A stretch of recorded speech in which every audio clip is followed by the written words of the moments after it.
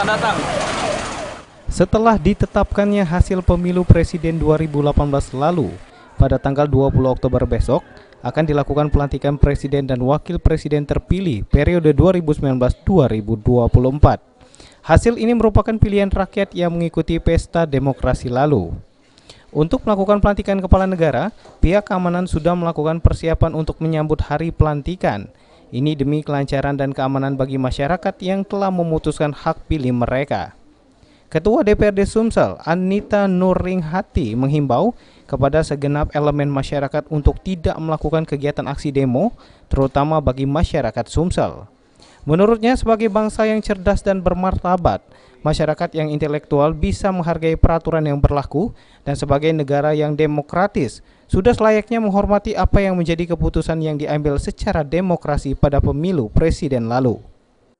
Biarkanlah pelantikan presiden itu berjalan seperti apa seharusnya. Kalau toh memang harus akan ada pesan-pesan untuk presiden, tentunya bisa disampaikan pada waktu yang lain kesempatan. Karena apa? Bahwa pelantikan presiden ini menjadikan perhatian seluruh dunia. Seperti apa keamanan di Indonesia ini. Karena dengan kita menciptakan ketidakamanan itu juga akan merugikan kita, terutama terhadap investor. Investor untuk datang ke Indonesia jelas akan takut karena apa? Merasa bahwa Indonesia tidak aman.